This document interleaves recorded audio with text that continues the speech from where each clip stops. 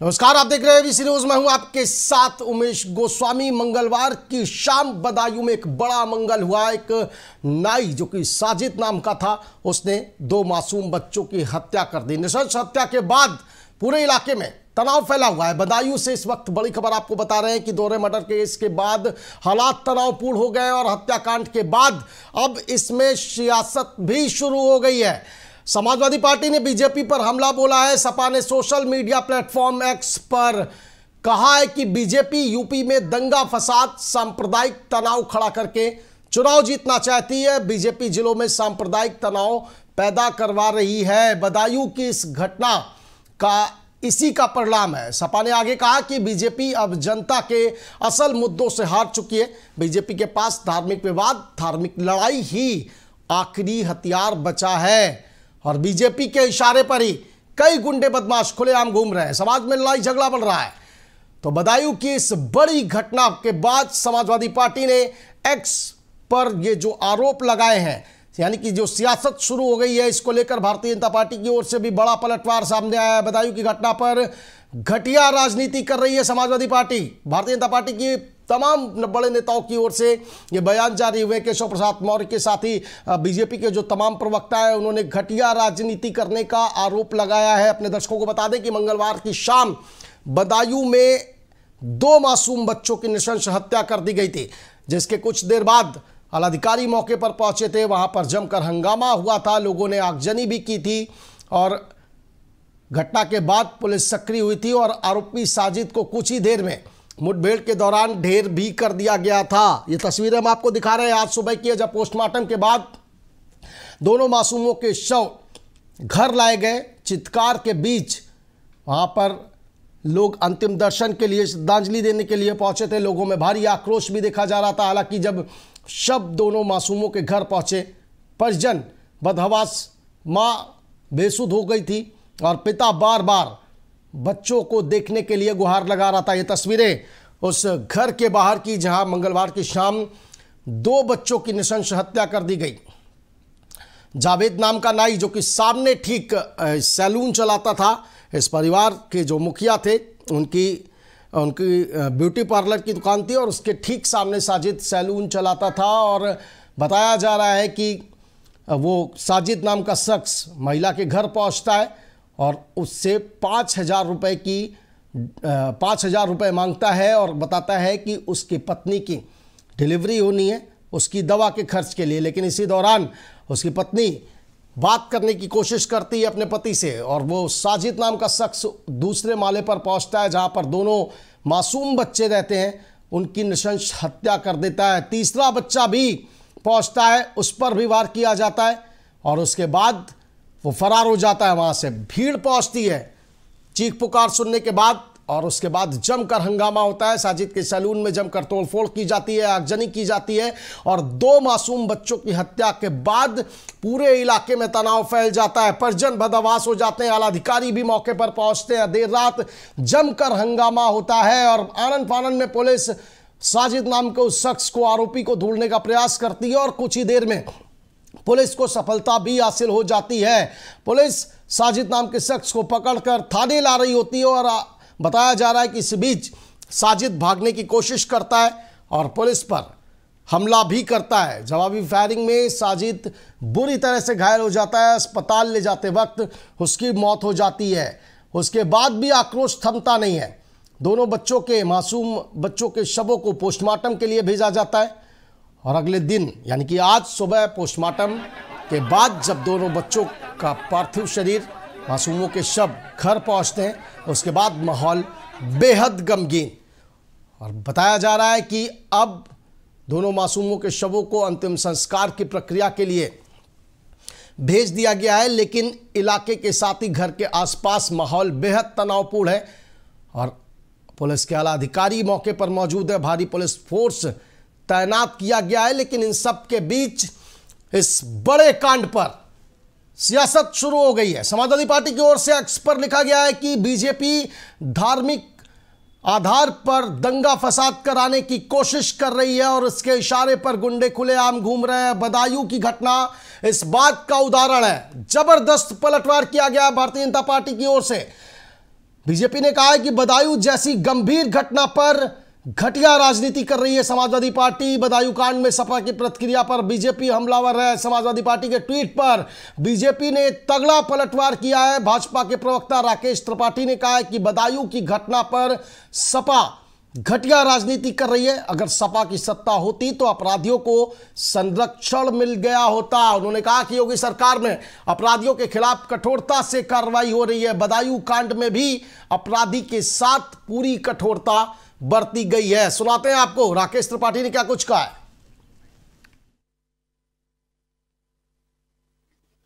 बदायूं की घटना हैरान करने वाली है, रोंगटे खड़े कर देने वाली है, बहुत दुख उत्पन्न करने वाली है। लेकिन ऐसी घटना पर समाजवादी पार्टी घटिया राजनीति पर उतर रही है, घटिया राजनीति करके व्यर्थ के आरोप कर रही है। जबकि सच यह है कि योगी आदित्यनाथ सरकार ने ऐसे किसी भी मामले में पूरी कठोरता से कार्रवाई करने का हमेशा उदाहरण दिया है। इस मामले में भी एनकाउंटर करके अपराधी को मार गिराया है। अगर सत्ता सपा की होती तो समाजवादी पार्टी की सत्ता में ऐसे अपराधियों को सत्ता का संरक्षण होता और समाजवादी पार्टी अब भी व्यर्थ के आरोप प्रत्यारोप कर रही है। बेहतर होता कि वो पीड़ितों के जख्मों पर मरहम लगाने का काम करती। अगर मरहम नहीं लगा सकती तो कम से कम नमक तो ना छिड़के।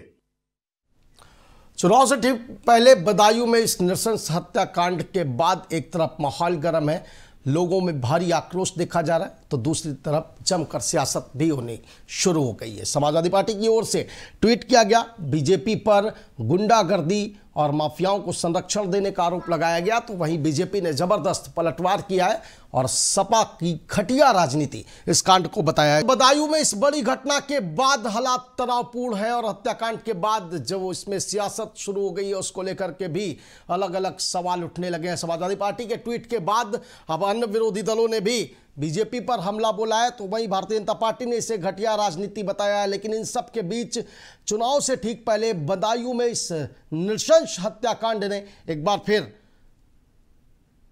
माहौल को पूरी तरह से तनावपूर्ण कर दिया है। ये आपको बता दें कि बदायूं में मंगलवार की देर शाम एक साजिद नाम के शख्स ने, जो कि सैलून की दुकान चलाता था, उसने ठीक सामने ब्यूटी पार्लर संचालक महिला के 2 बेटों की नृशंस हत्या कर दी और तीसरे बेटे पर भी उसने हमला किया था, लेकिन वो किसी तरह जान बचाकर वहां से भाग निकला। उसके बाद जब चीख पुकार सुनकर लोग पहुंचे तो लोगों ने आक्रोश जताते हुए साजिद की दुकान पर जमकर तोड़फोड़ की, आगजनी की। हलाधिकारी मौके पर पहुंचे सूचना पर, जिसके बाद लोगों को समझाने बुझाने का प्रयास किया गया, लेकिन हालात इस कदर बिगड़ चुके थे कि लोग घटना के बाद बेहद आग बबूला हो गए थे। साजिद की तलाश में लगातार पुलिस के आलाधिकारी छापेमारी कर रहे थे और इसी दौरान साजिद पकड़ा भी जाता है और कुछ ही देर में पुलिस उसका एनकाउंटर कर देती है। तो बड़ा हंगामा हुआ, आगजनी हुई, तोड़फोड़ हुई और उसके बाद इलाके में तनाव फैला हुआ है। आज सुबह जब पोस्टमार्टम के बाद दोनों मासूमों के शव घर पहुंचते हैं, चित्कार मची हुई होती है। मां बेसुध है, पिता बार बार अपने दोनों मासूमों के चेहरों को देखने की जिद कर रहा होता है। और अब जो सूत्र बता रहे हैं, जो बड़ी खबर इस वक्त सामने आ रही है कि कड़ी सुरक्षा के बीच अंतिम संस्कार की प्रक्रिया शुरू कर दी गई है। लेकिन इन सब के बीच इस बड़ी घटना पर सियासत भी शुरू हो गई है। हमारे सहयोगी दिवाकर पांडे इस वक्त हमारे साथ फोन लाइन पर मौजूद है। दिवाकर, बदायूं का ये नृशंस हत्याकांड और उसके बाद जिस तरह से सियासत शुरू हो गई है, किस नजरिए से देख रहे हैं? समाजवादी पार्टी ने एक्स पर लिखा है कि ये बीजेपी की गुंडागर्दी और दंगा फसाद फैलाने की रणनीति है। दिवाकर, देखिए उमेश जी, उत्तर प्रदेश की जो योगी सरकार है वो हमेशा से ही जो है वो कानून व्यवस्था को लेकर के मुखर रही है और हमेशा से ही पूरे देश में जो है वो उत्तर प्रदेश की जो है कानून व्यवस्था का उदाहरण दिया भी जाता है। लेकिन जिस तरीके से कल बदायूं में बीभत्स हत्याकांड हुआ, हालांकि पुलिस ने लगातार तत्परता दिखाते हुए कुछ ही घंटों के अंदर जो इसका मुख्य आरोपी था उसको मुठभेड़ में मार गिराया। लेकिन चूंकि इस समय चुनाव का माहौल है तो निश्चित तौर पर हर राजनीतिक पार्टी हर चीज का राजनीतिकरण करने की कोशिश करती है, तो कहीं ना कहीं उसी को लेकर इस तरीके से राजनीतिक बयानबाजी जो हो रही है। लेकिन जिस तरीके से नृशंस हत्याकांड हुआ है, जब जो है पोस्टमार्टम के बाद बच्चों के शव घर पर पहुंचे और उसके बाद जो माहौल था उस हिसाब से चारों तरफ चीत्कारें सुनाई दे रही थी। हर व्यक्ति का जो है जो हृदय जो है वो पूरी तरीके से रो रहा था। जो है पूरे क्षेत्र में जो है आसपास के क्षेत्र के तमाम लोग वहां इकट्ठा थे और जो है वो जिस तरीके से माहौल बना हुआ था उसका शब्दों में बयान नहीं किया जा सकता। जितनी इस नृशंस हत्याकांड की निंदा की जाए उतनी ही कम है। लेकिन जिस तरीके से राजनीतिक पार्टियां हर चीज का राजनीतिकरण करती हैं, निश्चित तौर से ये पूरी तरीके से समाज के लिए फिलहाल अशोभनीय है। हालांकि समाजवादी पार्टी ने इसको जो है वो लगातार जो है उत्तर प्रदेश सरकार की कानून व्यवस्था से जोड़ करके उन्होंने एक्स पर इस तरीके का पोस्ट किया है। लेकिन उमेश जी, जिस तरीके से ये नृशंस हत्याकांड हुआ है वो निश्चित तौर पर जो है समाज के लिए बहुत ही चिंताजनक है और इसका राजनीतिकरण तो बिल्कुल नहीं होना चाहिए। जी दिवाकर, राजनीति का एक स्तर होता है, राजनीति इस स्तर पर गिर जाएगी, इतनी घटिया राजनीति की जाएगी कि इतनी विभत्स घटना होती है, एक परिवार अपने दो मासूम बच्चों को खो देता है, नृशंस हत्या कर दी जाती है, पुलिस सक्रिय होती है और तत्काल प्रभाव से आरोपी का एनकाउंटर कर दिया जाता है। लेकिन उसके बावजूद समाजवादी पार्टी को दिख रहा है कि बीजेपी यूपी में दंगा फसाद कराकर सांप्रदायिक तनाव खड़ा करने के चुनाव जीतना चाहती है। इस तरह की बयानबाजी, राजनीति का यह स्तर होना चाहिए। देखिए उमेश जी, निश्चित तौर पर ये समय जो है वो राजनीति किस स्तर पे है उसको लेकर के भी उसे शब्दों में बांधा नहीं जा सकता। एक समय राजनीति का ऐसा हुआ करता था जो राजनीति के निश्चित मानदंड हुआ करते थे, लेकिन वर्तमान समय में जिस तरीके से जो है वो राजनीतिक पार्टियों का स्तर गिरता जा रहा है वो निश्चित तौर पर आने वाले समय के लिए चिंताजनक है। कुछ इस तरीके के मुद्दे होते हैं, कुछ इस तरीके से भावनात्मक और संवेदनशील मुद्दे होते हैं जिन पर राजनीतिक पार्टियों को राजनीति नहीं करनी चाहिए। जिस तरीके से समाजवादी पार्टी का इस पर बयान आया है, निश्चित रूप से वो खेदजनक है। पार्टी को इस तरीके के बयान इस समय जो है इस विभत्स घटना को लेकर के निश्चित तौर से इस तरीके की बयानबाजी नहीं करनी चाहिए। बिल्कुल दिवाकर, एक बार भी समाजवादी पार्टी के किसी नेता ने इस बात की तारीफ नहीं की कि पुलिस सक्रिय हो और आरोपी को जल्द से जल्द सजा दी गई। इसके अलावा यह भी मांग नहीं की गई कि इस तरह की घटनाएं दोबारा ना हो, उसकी पुनरावृत्ति ना हो, इसको लेकर के कड़े कदम उठाए जाने चाहिए।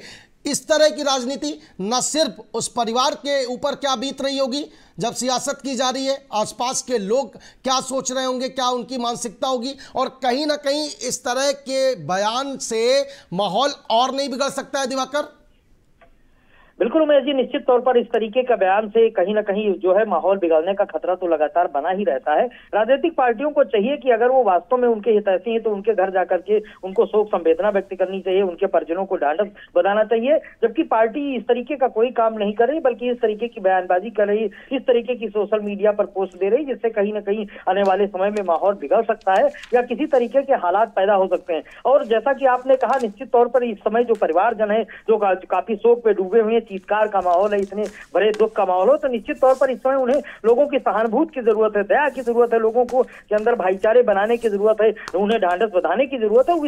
उसमें इस तरीके की जो बयानबाजी हो रही है, इस तरीके की जो सोशल मीडिया पर पोस्ट आ रही है, वो खेदजनक है और चिंताजनक है और सभी राजनीतिक पार्टियों को इस तरीके की पोस्ट से बचना चाहिए। बिल्कुल दिवाकर, बहुत शुक्रिया हमारे साथ जुड़ने के लिए, जानकारी देने के लिए। तो आपको बता दें कि बदायूं की इस विभत्स घटना के बाद, इस नृशंस हत्याकांड के बाद जिस तरह से सियासत शुरू हो गई है वो बेहद शर्मनाक है, क्योंकि राजनीति का यह स्तर नहीं होना चाहिए। समाज को आईना दिखाने का काम राजनीति और राजनेता करते हैं, लेकिन जब इस तरह की विभत्स घटना पर, इस तरह के नृशंस हत्याकांड के बाद राजनीति शुरू हो जाएगी, सियासत शुरू हो जाएगी, आरोप प्रत्यारोप का दौर शुरू हो जाएगा, तो समाज की क्या स्थिति होगी, लोग क्या सोचेंगे,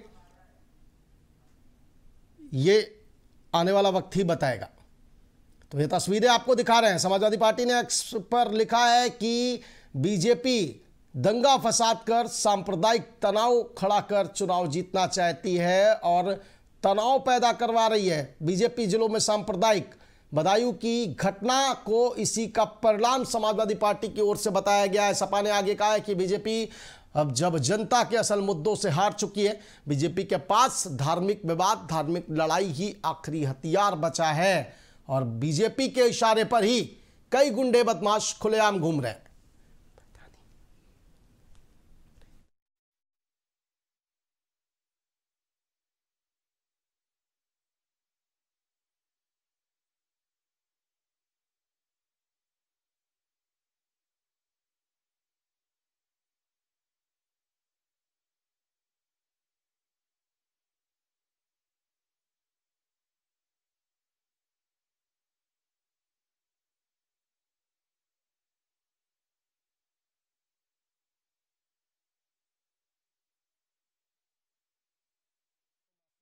शव घर लाए गए पोस्टमार्टम के बाद। उसके बाद बेहद गमगीन माहौल, परिजन बदहवास, चित्कार मची हुई है।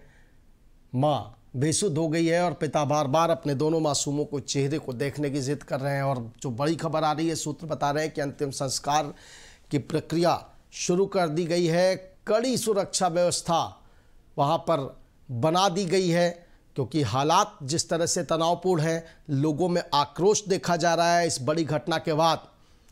हालांकि साजिद के परिवार की ओर से अब तक इस पूरे मामले पर कोई प्रतिक्रिया नहीं आई है। साजिद को एनकाउंटर में देर रात ही पुलिस ने ढेर कर दिया था। साजिद के परिवार की ओर से अब तक इस पूरे मामले में कोई भी प्रतिक्रिया सामने नहीं आई है। लेकिन इस विभत्स घटना के बाद, इस निर्मम हत्याकांड के बाद जो सियासत शुरू हो गई है, वो बेहद शर्मनाक है।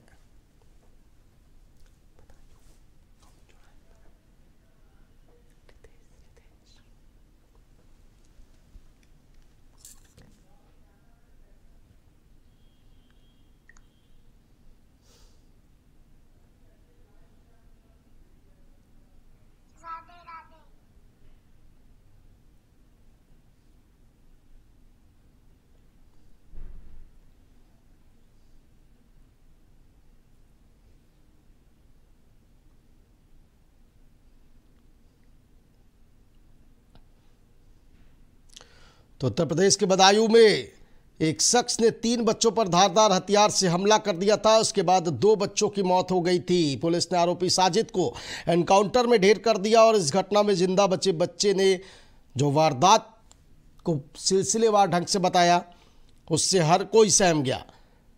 तीसरे बच्चे ने बताया कि साजिद ने पहले बड़ा वाला भाई था उससे चाय मंगवाई, उसके बाद छोटे वाले से, जो उसका छोटा भाई था जिसकी हत्या की गई, उससे पानी मंगवाया था। आंखों देखी कहानी बयां करते हुए जो तीसरा मासूम है, उसने सिलसिलेवार ढंग से जब पूरी घटना बताई तो हर कोई सिहर गया।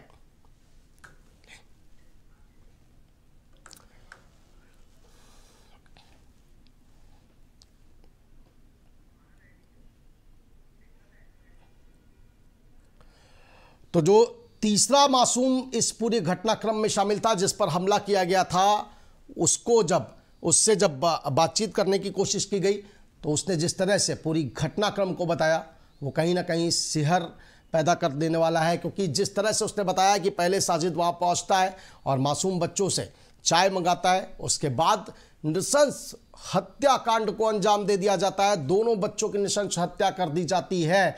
और तीसरे मासूम ने बताया कि उस पर भी साजिद हमला करता है, लेकिन वो किसी तरह जान बचाकर वहां से निकल जाता है। और चीख पुकार सुनकर जब लोग पहुंचते हैं, तब तक साजिद वहां से फरार होने में कामयाब हो जाता है। मौके पर गुस्साई भीड़ आक्रोशित होती है, जमकर हंगामा होता है, तोड़फोड़ होती है। और ठीक सामने जो साजिद का सैलून, उसमें जमकर तोड़फोड़ की जाती है, आगजनी कर दी जाती है। आलाधिकारी मौके पर पहुंचते हैं, जिसके बाद आक्रोशित लोगों को समझाने का प्रयास किया जाता है और आरोपी साजिद की तलाश शुरू कर दी जाती है। हालांकि कुछ ही देर बाद आरोपी साजिद को पुलिस पकड़ने में कामयाब हो जाती है। उसे थाने ले जाया जा रहा होता है और इसी बीच साजिद भागने की कोशिश करता है, जिस पर पुलिसकर्मी फायरिंग करते हैं और मुठभेड़ के दौरान साजिद की मौत हो जाती है।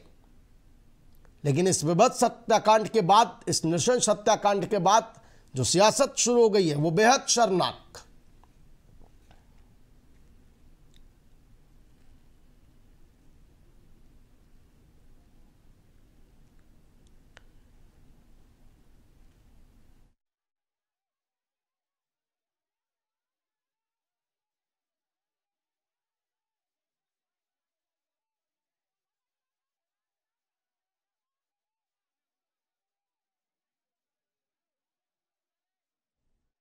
मासूम का शव जिस वक्त पोस्टमार्टम के बाद घर पहुंचता है, परिजन बेहद गमगीन। और इस विभत्स हत्याकांड के बाद समाजवादी पार्टी जिस तरह से सियासत कर रही है, एक्स पर लिखा गया है कि बीजेपी दंगा फसाद कराकर वोट हासिल करना चाहती है और बीजेपी के इशारे पर ही कई गुंडे बदमाश खुलेआम घूम रहे हैं। समाज में लड़ाई झगड़ा बढ़ रहा है और बदायूं की घटना इसी का उदाहरण है। समाजवादी पार्टी की ओर से यह ट्वीट किया गया है। हमारे साथ फोन लाइन पर विधायक सुरेंद्र मैथानी जी इस वक्त मौजूद हैं। सुरेंद्र मैथानी, समाजवादी पार्टी की राजनीति का ये स्तर, ये सियासत, ऐसे गंभीर मुद्दे पर आरोप सीधा लगाया जा रहा है कि भारतीय जनता पार्टी दंगा फसाद की राजनीति कर वोट हासिल करना चाहती है, क्या कहेंगे? उमेश जी, समाजवादी पार्टी ने हमेशा लाशों पर राजनीति करी है और आज फिर वो ये काम कर रहे हैं। आप गुंडे बदमाशों की अगर बात करें तो केवल कानून व्यवस्था को लेकर 2017 में समाजवादी पार्टी को उत्तर प्रदेश ने नकारा था और योगी जी यहाँ पर मुख्यमंत्री बने। और योगी जी के बनने के बाद कानून व्यवस्था उत्तर प्रदेश की कैसी, आपने देखा होगा कि गुंडे बदमाश जो भी हैं यहाँ से छोड़ गए हैं या दुर्भाग्यपूर्ण जैसी भी घटनाएं हुई हों उस पर या तो यहाँ से ऊपर चले गए हैं। यहाँ पर कानून का पूरा राज है। आप देख लीजिए, 2 बच्चों की हत्या के तुरंत बाद वो अपराधियों में भी एक को पुलिस ने ढेर कर दिया है और दूसरा भी बचने वाला नहीं है। तो कानून पर लोगों का विश्वास है।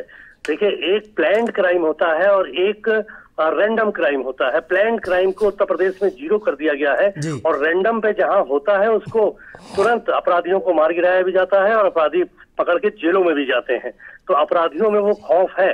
परिस्थिति क्या बनी है मैं चूंकि नहीं कह सकता, लेकिन किसी के बच्चे की हत्या हुई है और हमारी संवेदना, हमारी पार्टी की संवेदना उनके परिवार के साथ है। ठीक है सुरेंद्र मैथानी जी, कुछ पल के लिए भूल जाइए कि आप विधायक हैं, कुछ पल के लिए आप भूल जाइए। एक आम आदमी के तौर पर अगर सोचकर देखिए तो राजनीति का ये स्तर होना चाहिए, सियासत इतने निचले स्तर पर हो जानी चाहिए, इतनी शर्मनाक हो जानी चाहिए कि किसी परिवार के 2 मासूम बच्चों की मौत हो जाती है, उनके साथ संवेदना प्रकट करने की बजाय या पुलिस जिस तरह से सक्रियता दिखाते हुए आरोपी को ढेर करती है उसकी तारीफ की बजाय ये इतनी शर्मनाक सियासत की जाती है कि एक दूसरी पार्टी पर आरोप लगा दिया जाता है। कितना ठीक मानते हैं आम आदमी की हैसियत से इसे? हाँ देखिए, एक आम नागरिक की तरह अगर मैं बात करूं, मैं भी उत्तर प्रदेश का एक आम नागरिक हूं, अगर एक आम नागरिक की तरह बात करूं तो इस प्रकार के संवेदना प्रकट करने की बजाय राजनीति करना, उसको चुनावी एजेंडा बनाना, परिवार को सांत्वना देने के बजाय ये कहना कि यहाँ पर बीजेपी इस तरह का दंगा फसाद कराती है, मुझे लगता है यही सारे कारण हैं जो अखिलेश जी के दल से भी लोग छोड़ करके, चाहे विधायक हो चाहे उनके कार्यकर्ता हो, छोड़ करके, क्योंकि विचारधारा लोगों की उनके साथ मेल नहीं खा रही, इसलिए वो छोड़ करके भारतीय जनता पार्टी में भी आ रहे हैं और स्वच्छंद रूप से भी वो रह रहे हैं। वो नहीं चाहते हैं कि समाजवादी पार्टी की इस विचारधारा के साथ वो और आगे बढ़ के काम कर सकें। लेकिन वोट बैंक का इस कदर डर, वो एक विशेष धर्म से, विशेष समुदाय से, इसलिए पार्टी का कोई नेता, मैं समाजवादी पार्टी की बात कर रहा हूं, कोई वहां पर पहुंचने की हिम्मत तक नहीं जुटा पाता है, उस परिवार के साथ सांत्वना प्रकट करने तक नहीं पहुंच पाता है। हाँ देखिए, ये इसलिए भी है कि समाजवादी पार्टी की वोट बैंक की राजनीति और तुष्टीकरण की राजनीति ने ही उत्तर प्रदेश को बर्बाद किया था। उत्तर प्रदेश से लोग दूर भागते थे और आप फिर देख लीजिएगा, इनकी इसी तुष्टीकरण की राजनीति के कारण से जनता तो इनसे दूर हुई। अब इसके बाद जिससे गठबंधन की ये बात करते हैं कांग्रेस के लोग, ये दोनों एक दूसरे को गाली बकते हुए दिखाई देंगे चुनाव में हार के बाद। तो इनकी चूंकि राजनीति ही केवल तुष्टीकरण और वोट बैंक के लिए है, इनके अंदर संवेदना नहीं है कि किसी परिवार का अगर बच्चा मर गया है तो अपनी संवेदना प्रकट करें। ऐसे संवेदन शून्य ये समाजवादी पार्टी के नेता हैं, अखिलेश यादव जी हैं, और मुझे लगता है जनता फिर से इनको 2024 में भी इन्हीं गतिविधियों के कारण से पूरी तरह नकारेगी। चलिए, बहुत शुक्रिया सुरेंद्र मैथानी जी हमसे जोड़ने के लिए। बिल्कुल सियासत इस कदर निचले स्तर पर पहुंच जाएगी, ये बेहद चिंतनीय और सोचने वाली बात है, क्योंकि एक पीड़ित परिवार जिसके घर में 2 मासूमों की हत्या हुई हो, नृशंस हत्या कर दी गई हो, और सिर्फ इस वजह से राजनीति सियासत को इतने निचले स्तर पर पहुंचा दिया जाए क्योंकि जो आरोपी है वो एक विशेष धर्म से आता है, चुनाव नज़दीक है, वोट बैंक के लिए इस कदर सियासत बेहद शर्मनाक। तो बदायूं में दोहरे मर्डर केस के बाद हालात तनावपूर्ण है और इस वक्त हमारे सहयोगी संवाददाता रितेश प्रताप चौहान ठीक घटनास्थल पर मौजूद हैं, यानी कि जिन 2 मासूमों की हत्या की गई है ठीक उनके घर के बाहर मौजूद है। रितेश प्रताप, फिलहाल क्या तस्वीरें वहां पर दिखा पाएंगे, क्या माहौल है? मासूमों के शवों को अंतिम संस्कार की प्रक्रिया के लिए भेज दिया गया है, फिलहाल घर के आसपास का क्या माहौल, क्या तस्वीरें रितेश? बिल्कुल, मैं बता दूं, कल जो है 2 बच्चों की निर्मम हत्या कर दी गई थी। एक बच्चा जो घायल है, तीसरा बच्चा उसका इलाज जारी है और इलाज चल रहा है। यहाँ पर परिजनों में कोहराम मचा हुआ है। अगर कार्रवाई की बात करें तो पुलिस ने मौके से आरोपी को, जो फरार आरोपी था, एक आरोपी साजिद, उसको गिरफ्तार कर लिया और मुठभेड़ के दौरान जो आरोपी था वो मारा गया। वहीं एक आरोपी जावेद है वो अभी तक फरार है और पुलिस टीमें उसको तलाशने में लग गई हैं। हमारे पीछे आप देख सकते हैं, यहाँ पर जो परिजन है, बिल्कुल कोहराम मचा हुआ है। परिजनों से हम बात करने की कोशिश करेंगे और जानेंगे इनकी राय क्या है, इनको न्याय कैसे मिलेगा, इनकी मांगे क्या है, क्या इनकी मांगे जो अधिकारियों द्वारा मानी गई है या नहीं मानी गई है। तो हमारे साथ परिजन है, तो क्या नाम है आपका, ये बताइए। यहाँ पर 2 बच्चों की हत्या की गई है और अधिकारी भी आए हैं यहाँ पर, लगातार कल से अधिकारी आ रहे हैं, जनप्रतिनिधि भी आ रहे हैं। क्या किसी की तरफ से आपको न्याय मिलने की उम्मीद है? देखिए बिल्कुल मैं आप लोग यहाँ पर जो ये परिवार के लोग हैं और बेहद गमगीन है। बिल्कुल इनकी जो इस वक्त जो इनका मन है उस बात को समझा जा सकता है, बेहद गमगीन है ये। लेकिन फिलहाल जो खबर सामने आई थी कि परिवार के लोग इस बात की मांग कर रहे हैं कि इसमें जो और भी आरोपी थे उनकी गिरफ्तारी होनी चाहिए, उनको सजा मिलनी चाहिए। आला अधिकारियों की ओर से अब तक क्या आश्वासन दिया गया रितेश?